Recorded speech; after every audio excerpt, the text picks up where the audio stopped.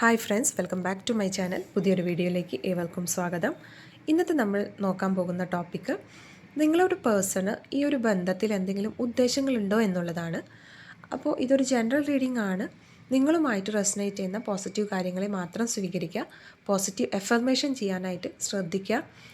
അപ്പോൾ നമുക്ക് റീഡിങ്ങിലേക്ക് കടക്കാം. വന്നിരിക്കുന്ന കാർഡ്സ് ഏതൊക്കെയാണെന്ന് നോക്കാം. The hermit, temperance, the Hanged Man, King of Wands, Two of Swords, Seven of Wands, the Emperor, Queen of Swords. നിങ്ങളുടെ പേഴ്സൺ കുറച്ചും കൂടി സെൽഫ് ലവ് ഇഷ്ടപ്പെടുന്നൊരു വ്യക്തിയാണ്.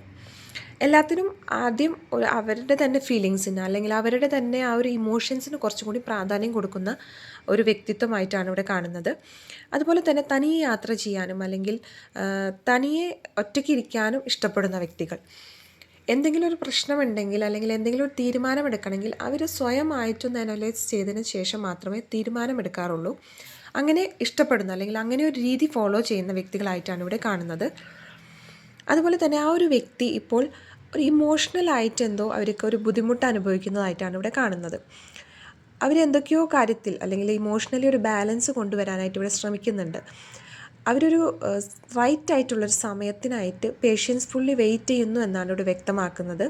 എന്തൊക്കെയോ കാര്യങ്ങൾ അവർക്ക് നിങ്ങളുമായിട്ട് കമ്മ്യൂണിക്കേറ്റ് ചെയ്യാനുണ്ട്. പക്ഷേ അതിൻ്റെ സമയം, അതായത് ശരിയായ സമയം ഇപ്പോൾ ആയിട്ടില്ല എന്നൊരു വിശ്വാസം ഉള്ളതുകൊണ്ട് തന്നെ അവരിപ്പോൾ നിങ്ങളുമായിട്ട് ആ കാര്യങ്ങളൊന്നും ഷെയർ ചെയ്തിട്ടില്ല. പക്ഷേ നിയർ ഫ്യൂച്ചറിൽ അവരെന്തെങ്കിലും ഒരു ഡിസിഷൻ നിങ്ങളുമായിട്ട് ഷെയർ ചെയ്യാനോ അല്ലെങ്കിൽ അവരുടെ മനസ്സിലുള്ള എന്തെങ്കിലും ഇമോഷൻസ് നിങ്ങളുമായി പങ്കുവയ്ക്കാനുള്ള സാധ്യതയുണ്ട്.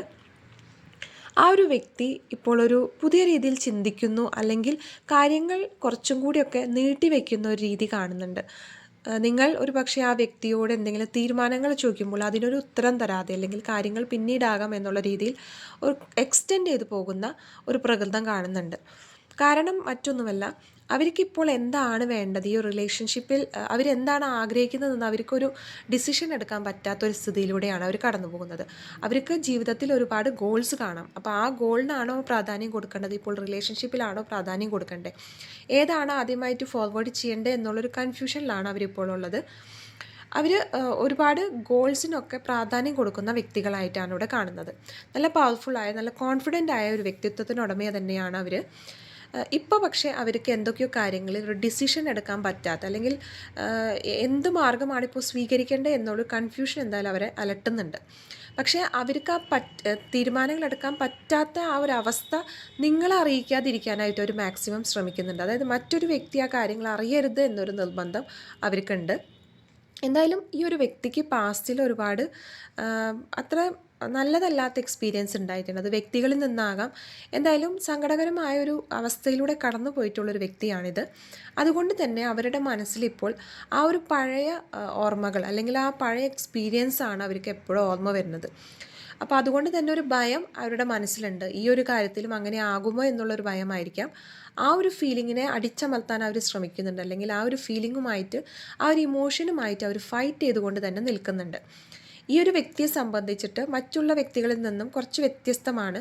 അവർക്കൊരു ഘടനയുള്ളത്, കുറച്ചും കൂടി പവർഫുള്ളായിട്ട് ഉള്ളൊരു വ്യക്തിയാണ് ഇവർ. അങ്ങനെ വളരെ ഫ്രണ്ട്ലി ആയിട്ടുള്ളൊരു പ്രകൃതക്കാരോ അങ്ങനെയല്ല, കുറച്ചും കൂടി കർക്കശമായിട്ട് സ്ട്രിക്റ്റ് ആയിട്ടുള്ളൊരു പേഴ്സണാലിറ്റി ആയിട്ടാണ് ഇവിടെ കാണാൻ സാധിക്കുന്നത്.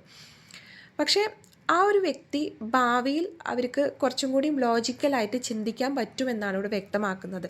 ഇമോഷണലായിട്ടുള്ള അവരുടെ ഈ ഒരു ഇംബാലൻസ് ഒക്കെ മാറിക്കൊണ്ട് കുറച്ചും കൂടി എന്താണ് ഇപ്പോഴത്തെ സത്യാവസ്ഥ അല്ലെങ്കിൽ എന്താണ് ഇപ്പോൾ പ്രസൻറ്റിൽ സംഭവിക്കുന്നത് എന്ന് ഉള്ളത് അവർക്ക് മനസ്സിലാക്കാൻ സാധിക്കുമെന്നാണ് കാണുന്നത്. അതുകൊണ്ട് തന്നെ ഭാവിയിൽ അവർ കുറച്ചും കൂടി ലോജിക്കലായി ചിന്തിച്ചുകൊണ്ട് ഇതിലൊരു നിങ്ങളുടെ ബന്ധത്തിലൊരു ക്ലാരിറ്റി കൊണ്ടുവരാൻ സാധിക്കും എന്നാണ് ഇവിടെ കാണുന്നത്. അപ്പോൾ ഫ്യൂച്ചറിൽ എന്തായാലും അവരെന്തെങ്കിലും ഒരു മെസ്സേജസ് നിങ്ങൾക്ക് തരാനോ അല്ലെങ്കിൽ അവരുടെ തീരുമാനങ്ങൾ അറിയിക്കാനോ, അവർക്ക് മനസ്സിൽ കടന്നു പോകുന്ന പല ഇമോഷൻസ്, ദുഃഖങ്ങൾ എല്ലാം നിങ്ങളുമായിട്ട് ഷെയർ ചെയ്യാനുള്ളൊരു സാധ്യതയുണ്ട്. അപ്പോൾ അതുവരെ ഒന്ന് വെയിറ്റ് ചെയ്യുക. ആ ഒരു തീരുമാനത്തിന് ശേഷം നിങ്ങൾക്കും നിങ്ങളുടെ ബന്ധത്തിൽ ഒരു ക്ലാരിറ്റി കിട്ടാനുള്ള സാധ്യതയുണ്ട്. അപ്പോൾ ഇന്നത്തെ റീഡിംഗ് ഇതുവരെ. റീഡിംഗ് നിങ്ങളുടെ ലൈഫുമായിട്ട് റെസനേറ്റ് ചെയ്തു അല്ലെങ്കിൽ നിങ്ങളുടെ സിറ്റുവേഷനായിട്ട് റെസനേറ്റ് ചെയ്യുന്നുവെങ്കിൽ തീർച്ചയായിട്ടും ചാനൽ ലൈക്ക് ചെയ്യാനും സബ്സ്ക്രൈബ് ചെയ്യാനും കമൻറ്റ് ചെയ്യാനും മറക്കരുത്. എല്ലാവർക്കും ഒരു ശുഭദിനം നേരുന്നു.